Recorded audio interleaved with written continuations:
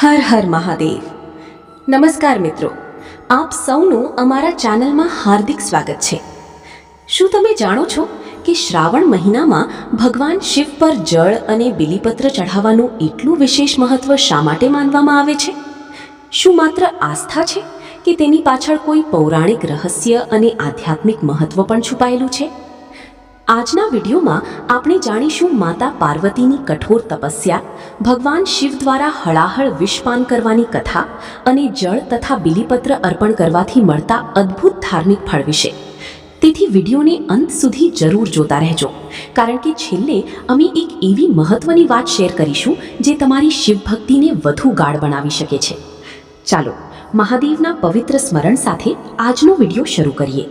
ઓમ નમઃ શિવાય. શ્રાવણ મહિનામાં શિવલિંગ પર જળ અને બિલીપત્ર ચઢાવવાનું વિશેષ મહત્વ શા માટે છે? 1. પૌરાણિક કથાઓ અનુસાર માતા સતીએ પોતાના બીજા જન્મમાં માતા પાર્વતી તરીકે અવતાર ધાબર કર્યો હતો. 2. ભગવાન શિવને પતિ તરીકે મેળવવા માટે તેમણે શ્રાવણ મહિનામાં કઠોર તપસ્યા કરી હતી. તેમની તપસ્યાથી પ્રસન્ન થઈ ભગવાન શિવે આ જ મહિનામાં માતા પાર્વતીને પત્ની તરીકે સ્વીકાર્યા હતા. 3.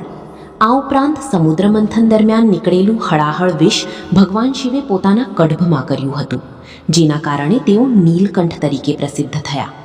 વિષની જ્વાળાને શાંત કરવા માટે તમામ દેવતાઓએ તેમના પર જળ અર્પણ કર્યું હતું. 4. જળ અર્પણ કરવાથી થતા ફાયદાઓ: મનને શાંતિ આપે, પાપોનો નાશ કરે, આરોગ્યમાં સુધારો કરે અને જીવનમાં ઠંડક અને સુકૂન આપે છે. 5. બિલીપત્ર અર્પણ કરવાથી થતા ફાયદાઓ: શિવજીને અતિ પ્રિય, ત્રિદોષોનો નાશ કરે, ધન અને સમૃદ્ધિ આપે, શિવ કૃપા પ્રાપ્ત થાય. તેથી જ શ્રાવણ મહિનામાં શિવલિંગ પર જળ અને બિલીપત્રી અર્પણ કરવાનું વિશેષ ધાર્મિક મહત્વ માનવામાં આવી છે. આશા છે કે શ્રાવણ મહિનામાં શિવલિંગ પર જળ અને બિલીપત્રી અર્પણ કરવાનું વિશેષ મહત્વ તમને સારી રીતે સમજાયું હશે.